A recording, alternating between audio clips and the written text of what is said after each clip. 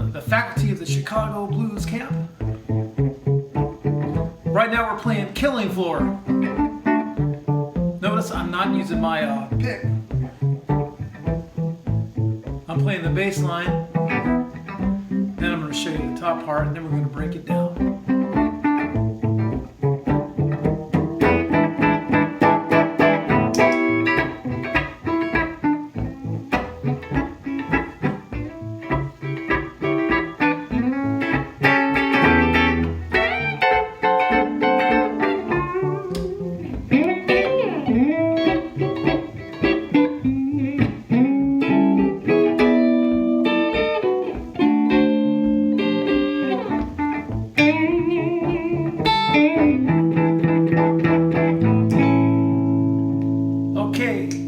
So I tried to put some things in a nutshell there. We're going to talk about Killing Floor by Howlin' Wolf.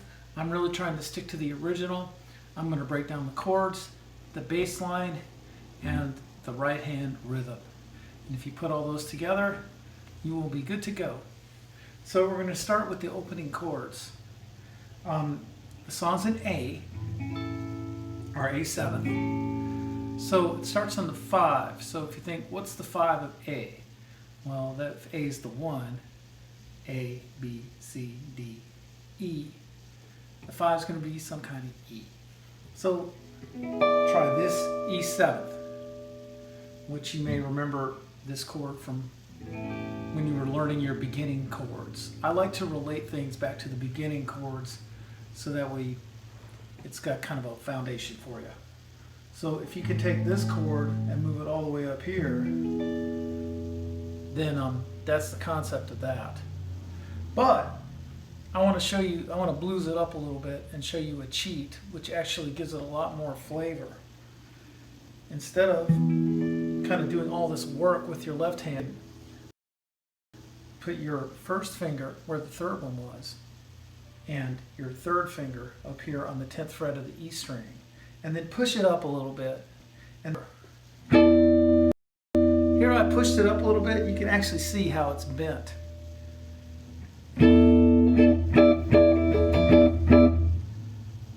That's kind of exciting right away. It gets your attention. Now we're going to move it down 2 frets to the D7th. And then your A7th like this. And then this is an E7th as well. It's related to the old C chord. Then that's a C7th with your pinky down on the 3rd fret of the G string. And then, so if this was on the 7th fret, you got it. Or sometimes it's fun to actually kind of take your finger and sort of brush it up. Like, it kind of has a lot of energy that way. So here's what we just did.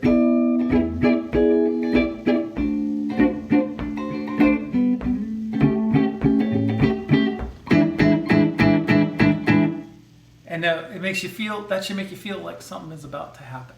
And it is. But first I want to talk about the right hand.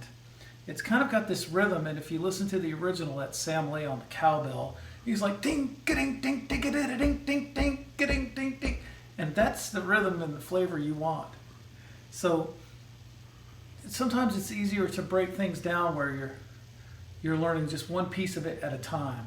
So if you don't have these chord changes perfectly together yet, but you still want to work on your right hand, you can just play a chord, like an A7th chord. And let's just try that rhythm.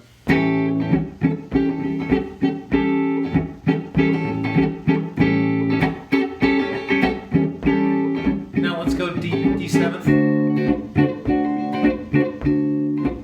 Notice one thing I'm doing, so I'm tapping my foot. When on the 1, 1, 2, 3, 4, 1. Try making it a little bit bigger and louder on the 1.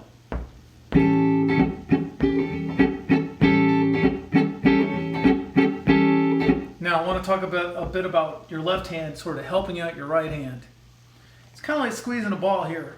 See how I'm pushing my strings down, then I'm picking them up. It's kind of like squeezing a ball. And when you do that, you create sound here and control it here. That's another way. Because if you don't do that, and you have no muting from either your right hand or your left hand, then you have this. Stop! You know, so it's a matter of how you make a lot of noise here, and then you control it there. And you also can control it with your palm here. This is the most very important part of your hand for controlling your sound. So let's play the rhythm for a while.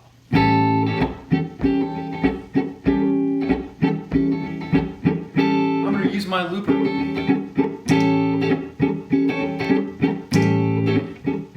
Okay, now we're going to talk about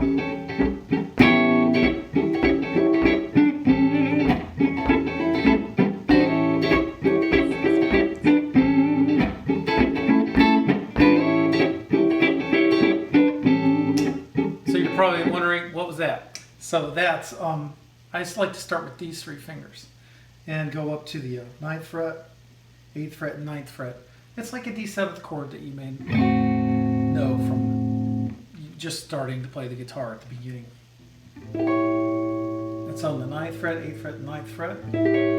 Move it down 2 frets, and then this is the top part of an A chord. Or you can substitute, for example, with, now that's fun, right? So it's a very slow, wide vibrato. I'm kind of bending it up to this note, the 6th fret from the 5th fret. Now this note is in the middle of this chord. And your ear almost plays a trick on you. You almost hear the whole chord. So I think we'll call that part 1. And then we're going to come to the bass line in part 2. Hi, this is Johhny Burgin with the Chicago Blues Camp. I'm on the faculty. And we're talking about one of my favorite songs, Killing Floor by Howlin' Wolf. I'm talking about the bass line here.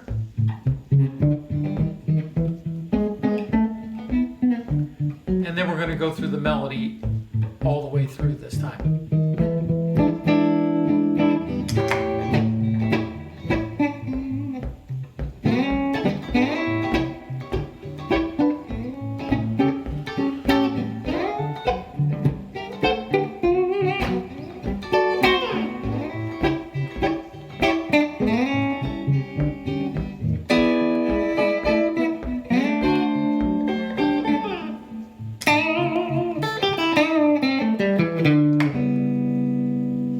Okay, so let's get rolling.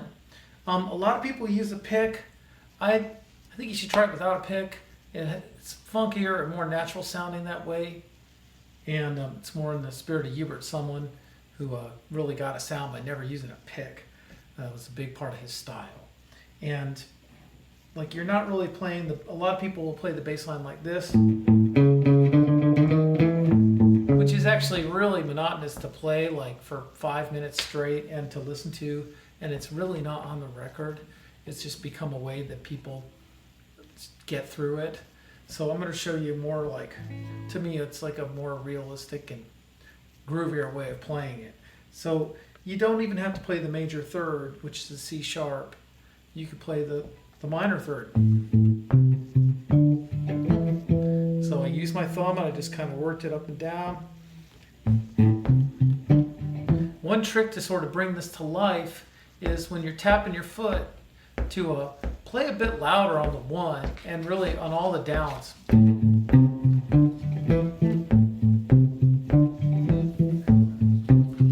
Here it's a little bit louder. It's not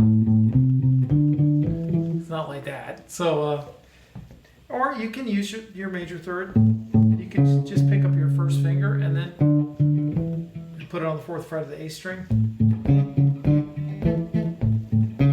That like has almost no movement, and it's really easy, and it works. So, and then all the way through. Yes, you can do this. That's just a fingering. But I kind of like doing it this way. Now I walked up with my 2nd finger on the 7th fret of the A string.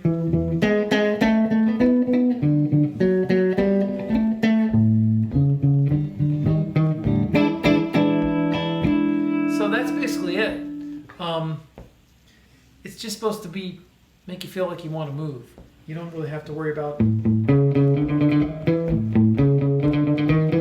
which just gets really old. I mean, so I'd like to talk about the melody now a little more. We talked about it at the beginning of the first video. Like that.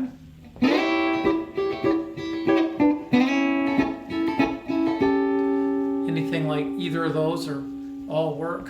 Notice I'm using my second finger here for that little sting note, which is sliding into like an A7th, then another 7th there with your pinky down on the B string. So then if you were going to move it up through the song, then you'd start here, or just, I like that. That's kind of like getting one little last word in there, you know.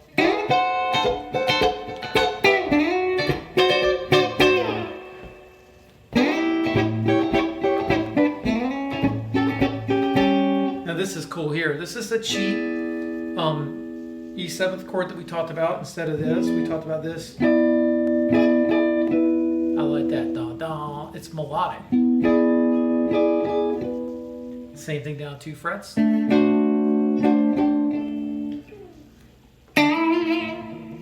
I'm just picking this with my finger. That's cool.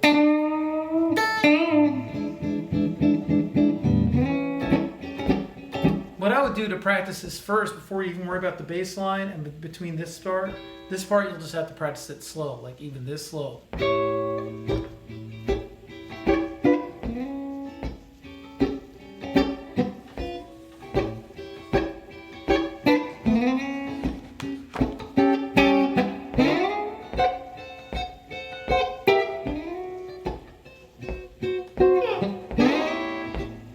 Even that slow, or even slower. We'll go slower.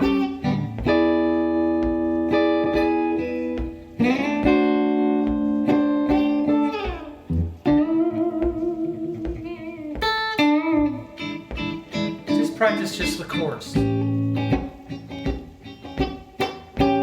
how it's bigger on the one, like I was saying?